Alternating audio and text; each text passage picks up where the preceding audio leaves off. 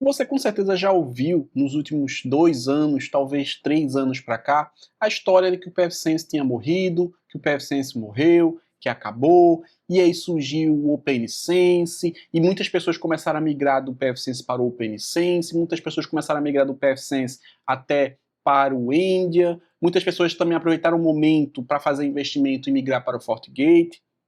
Mas o que de fato é verdade da questão quando se diz que o PFSense morreu? Quais são as informações reais e válidas para que essa frase seja considerada verdadeira? E aonde que o OpenSense se encaixa e você deveria estar preocupado com isso ou não? Bom, eu me chamo Caio Monteiro e nesse canal aqui eu falo sobre tecnologias open source, tecnologias que podem ajudar você a atingir o seu objetivo da melhor forma possível. E sim, eu falo um pouco rápido, mas você vai se acostumar. Bom, a gente vê ambos os lados, seja do PFSense, do OpenSense, até de sistemas proprietários como a FortiGate, por exemplo, com algumas narrativas que em partes são verdades, em partes são puramente narrativas para emplacar os seus produtos e até para justificar os itens no qual existe um planejamento para que aquilo aconteça, tá? Eu estou olhando para cá porque meu retorno está aqui e eu estou um pouco preocupado do áudio mais uma vez não estar gravando. Mas vamos lá. Então hoje eu queria fazer esse vídeo para vocês para que a gente entendesse de uma vez por todas todos os lados para que a gente pudesse tomar uma decisão e saber do futuro. Claro, ninguém vai conseguir saber do futuro, mas a gente tem indícios em que a gente pode se adiantar, de certo modo, aos fatos. Vamos dividir nossa história aqui em 3 pontos principais. Para que a gente entenda mais ou menos o que pode vir a acontecer, a gente tem que olhar para trás e ver o que aconteceu, né? Então, vamos trocar um pouco o sistema, os atores desse momento, para um ator chamado Zenserver, da Citrix, ou Citrix, como você deseja falar. O processo de morte do Zenserver, ele durou em média 4 anos. Zenserver, uma distribuição de código aberto de virtualização, que era muito boa, por sinal, não era perfeito, nós tínhamos vários problemas com relação ao orquestramento dos recursos, nós tínhamos limitações de tipos de storage, nós tínhamos rotinas de backup que não eram integradas, então eu mesmo desenvolvi uma consulta, um script, na verdade, que fazia o backup das máquinas virtuais com a máquina quente, colocava no disco e desmontava o disco, então era uma solução que tinha suas limitações, mas era o que a gente tinha no momento ali para concorrer com distribuições proprietárias que sim, estavam a passos largos comparado com o Zenserver, mas era o que a gente tinha. Ela levou 4 anos para morrer. Por quê? Porque ela estava baseada em CentOS, a Red Hat começou a fazer pequenos ajustes no CentOS e começou a mexer na estrutura de atualização do CentOS, tornando ele extremamente instável e inseguro, né? Daí nasceu o Alma Linux e Rock Linux. E o Zenserver, com a Citrix, ela começou a mudar ali na versão 7 e colocar limitações de uso de recurso. Então ele começou a deixar de ser 100% código aberto para ser um produto semi-proprietário e posteriormente proprietário, digamos assim. E aí, todo mundo que estava em cima do Zenserver ficou órfão. E toda essa galera migrou para o Proxmox, tá? Mas aqui é outra história. É só para mostrar que, em média, 4 anos, o Zenserver morreu completamente. Daí nasceu o XP, o projeto XP, que era um projeto de virtualização baseado em código aberto, que era um fork do Zenserver. No mundo open source, a gente tem o código disponível para os desenvolvedores.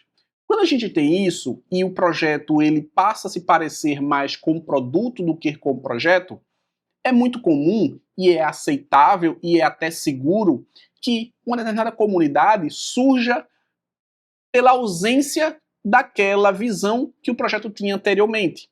Tá? Um exemplo disso, voltando para o PFSense, é que antes do PFSense, os 2 desenvolvedores do PFSense, criadores do PFSense, eles faziam parte de um outro projeto chamado Monowall. Se eu trouxer aqui para vocês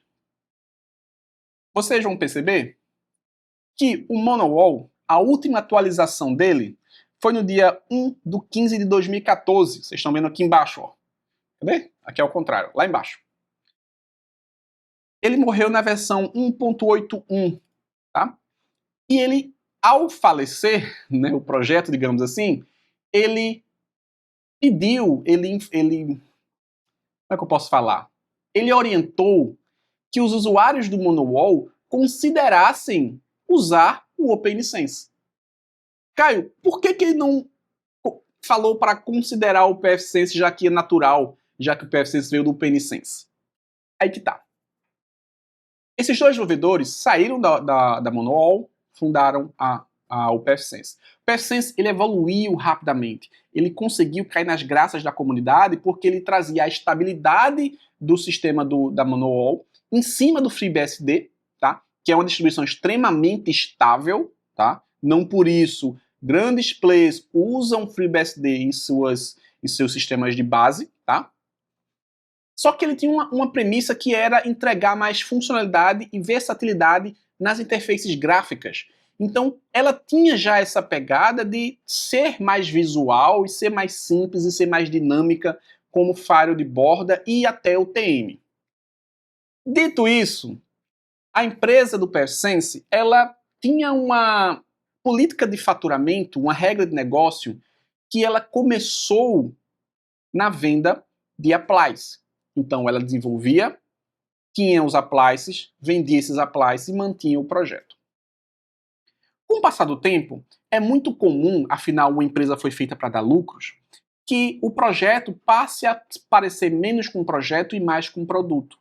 Existe uma linha em que a gente precisa respeitar o projeto para que a comunidade se sinta assistida, porque a comunidade retroalimenta o produto, e existe uma parte que também tem que gerar faturamento, as contas precisam ser pagas. Os desenvolvedores não trabalham por esporte, todos eles têm um custo, e o custo é alto, além de uma série de outros itens com relação ao desenvolvimento. Não é só o desenvolvimento da solução, existe teste, existe aplicação, existe contexto, análise de mercado, existe a parte administrativa, então parte comercial tem todo mundo que essa conta precisa ser fechada. Vamos pegar um paralelo com a Proxmox. A Proxmox ela é um sistema completamente open source e ela trata por licença de suporte.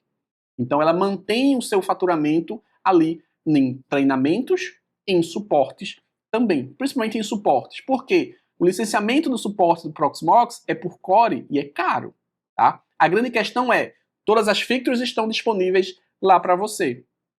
No caso do PFSense, ele começa o projeto tentando fazer algo parecido, mas como ele tinha um appliance, eles focaram no appliance.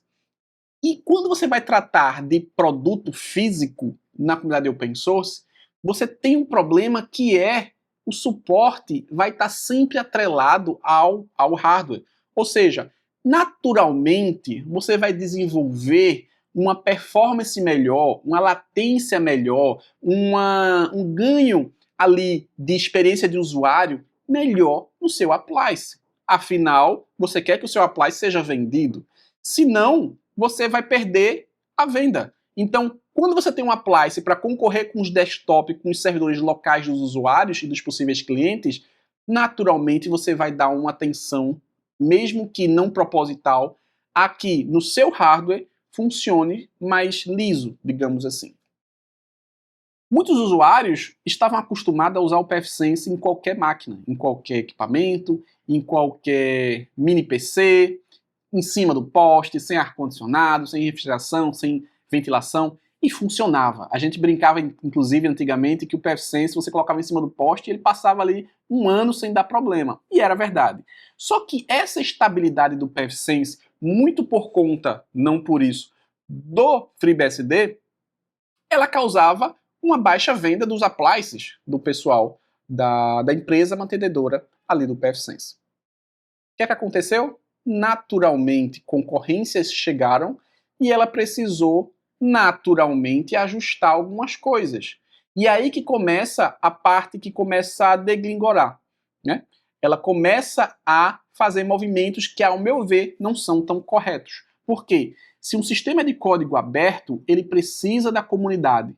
E a comunidade começou a reclamar que não tinham updates claros, não tinha mais um roadmap que era seguido, as atualizações levavam mais tempo, então o PFSense ficou mais ou menos 2 anos sem updates sérios, só com patch, tá? Enquanto isso, eles começaram a investir no PFSense Plus. E aí era Appliance mais PFSense Plus com a máxima atenção em desenvolvimento, novas funções de teste, novos serviços agregados, enquanto o PFSense que foi criado como PFSense SE, né, que é um PFSense gratuito, open source, o pessoal começou a perceber que ele não tinha mais tanta atenção. Aliado a isso, o pessoal começou a informar que o Squid e o SquidGuard serão descontinuados do PFSense por falhas de segurança. Aqui eu concordo que a comunidade do proxy, do Squid e SquidGuard, também levaram muito tempo para melhorar, levaram muito tempo para corrigir certos problemas de falhas de segurança, mas não justifica. Explica, mas não justifica. Ao mesmo tempo que funções como VPN, a forma que o WireGuard foi incluído no PFSense SE também não foi completamente amigável, fez uma insegurança na comunidade em que o PFSense poderia estar morrendo. Aliado a isso, começou a perceber-se certas coisas no PFSense que ficaram um tanto quanto esquisitas. Por exemplo, se eu venho no site do PFSense, eu vou clicar em Download, está na versão 2.8, eu vou clicar aqui em Download, eu tenho uma coisa um pouco desconfortável, né? Que é selecionar o tipo de item que eu quero, adicionar no carrinho, né? Como assim? Adicionar uma ISO no carrinho com valores? Ah, mas está zerado o valor? Tá. Vamos aqui baixar isso aqui. E aí eu vou dar um checkout, vou me logar.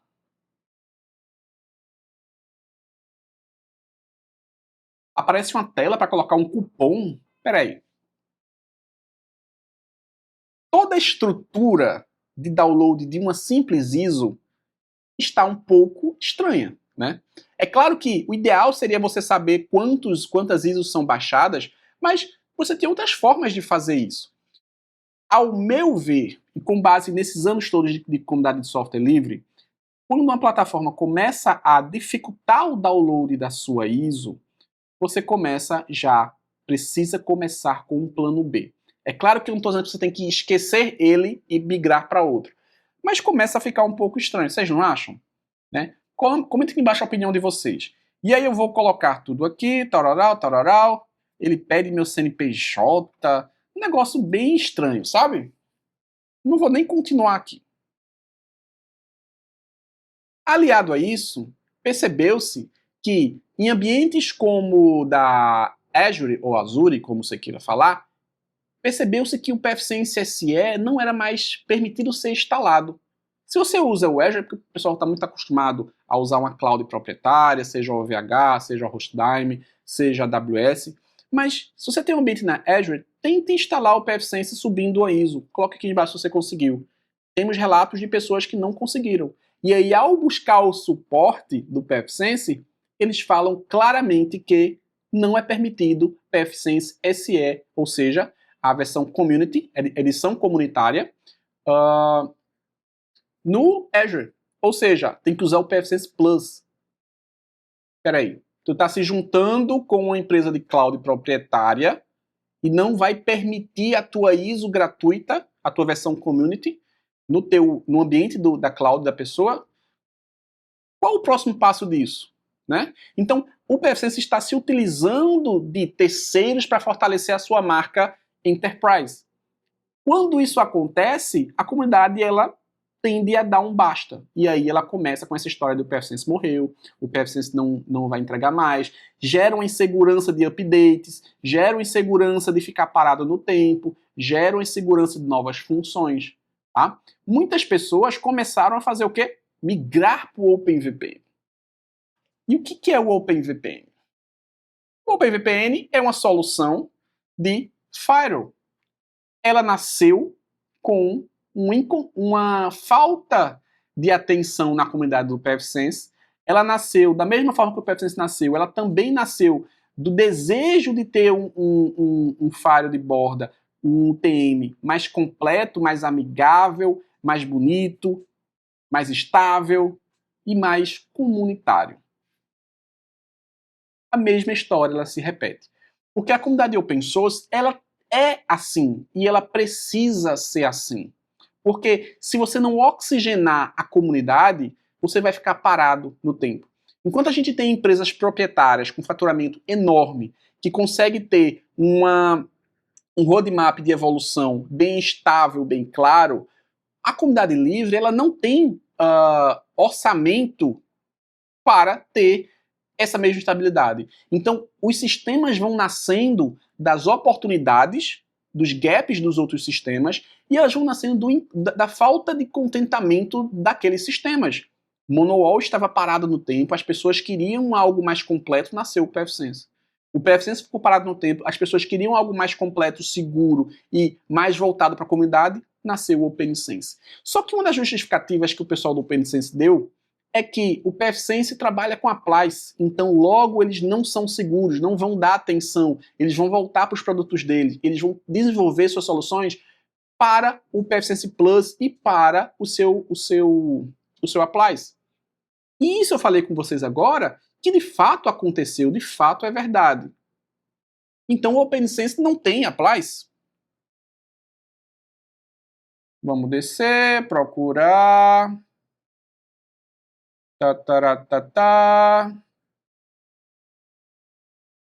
Shopping oficial? Tem camisa aqui? Tem o que aqui? Opa! Tem applies também? E aí? Percebe que aqui a narrativa ela não é completamente encaixada em nenhum dos lados até então? Enquanto o PFSense de fato dá motivos lógicos e ele dá motivos reais para o descontentamento da comunidade, uma das justificativas que eu ouvi do pessoal do OpenSense também acontece no OpenSense. Caio, e aí? Então o OpenSense também vai fechar? Não temos indícios, até porque eles estão se alimentando da comunidade do PFSense. Uma informação aqui que talvez você o usuário do PFSense não saiba do OpenSense. Os desenvolvedores principais do PFSense contribuem para a comunidade do FreeBSD. O OpenSense é baseado em FreeBSD. Várias features que o OpenSense conseguiu implementar foi porque o FreeBSD, que é o sistema base dele, estava compatível com essa tecnologia. E quem deixou esse sistema compatível com essa tecnologia? O desenvolvedor do PFSense. Então percebe que os três sistemas ainda têm uma simbiose muito forte, e isso vai acontecer por longos anos, enquanto o PFSense, estabelecido no mercado, estabelecido na comunidade, começa a dar atenção à versão Plus, começa a deixar o PFSense SE mais de lado. E aí vocês vão perceber que o PFSense vai ter menos atualizações, vão ter menos melhorias disruptivas, tá? Só que essa equipe precisa do FreeBSD ainda, né? Então ela vai compartilhar conhecimento e fazer melhorias no FreeBSD. Quando ela faz conhecimentos compartilhados com o FreeBSD, o OpenSense faz uso desse conhecimento. Então, a menos que vai chegar o dia, como todo o sistema, e talvez leve mais tempo, a menos que o PFSense se feche completamente para uma distribuição de base FreeBSD mais própria, como, por exemplo, o Mac fez. O macOS, ele é baseado em outra base, em outra tecnologia, ele pegou, fechou e ele fez o seu próprio sistema. Então, o PFSense só vai morrer de fato quando ele parar de injetar conhecimento e investimento na comunidade FreeBSD. E o OpenSense só vai parar de evoluir a passos largos quando o FreeBSD parar de ser alimentado pelo time de desenvolvedores do PFSense. Ficou claro isso? Caio, tudo isso está sendo por quê? Porque enquanto o projeto Empresa Livre, que é o projeto que eu criei aqui pra gente, eu preciso analisar como se comportam os sistemas. Um sistema, para ser oferecido no projeto, ele tem que se manter open source. E eu estava com o curso do PFSense todo gravado. E eu não sei, sinceramente, se eu vou disponibilizar. Eu estou criando, na verdade, eu criei o OpenSense dentro do projeto Empresa Livre. para poder criar um produto em que eu ensine, não só no curso, como também aqui no YouTube, as migrações, porque elas não são compatíveis completamente. Então tem que ser feito um trabalho de contexto. Então, os conteúdos que eu vou criar vão ser muitos voltados para a migração. Só que eu não tenho a completa certeza se o conteúdo do PFSense eu vou liberar. Porque todos os indícios apontam para o PFSense se fechar. Todos os indícios apontam para o PFSense morrer. Caio, já morreu esse ano? Não. Vai morrer ano que vem? Não. Caio, quando é que eu vou saber que ele morreu? Quando os desenvolvedores do PFSense pararem de contribuir fortemente para a equipe do FreeBSD. Tá? Até lá, o projeto Empresa Livre, o que é que eu vou fazer? Eu vou dar um foco maior no OpenSense e se eu tiver muitos alunos que utilizam o PFSense ainda e eu tiver muitas lembranças e pedidos no YouTube, eu venho liberar o conteúdo do PFSense. Mas até então, nesse momento, eu vou dar 70% atenção no OpenSense e 30% atenção no PFSense. Tá? Então, a gente precisa entender que os sistemas de código aberto, eles eventualmente vão passar por mudanças.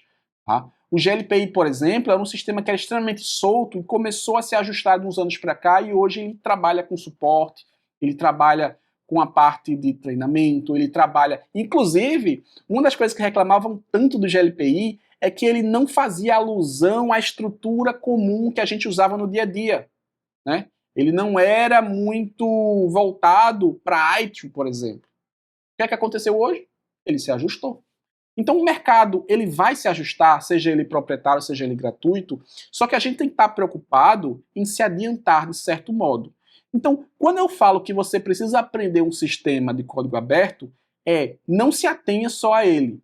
Por isso que o projeto Empresa Livre, ele visa ensinar NetServer mais Samba 4, OpenSense mais PFSense.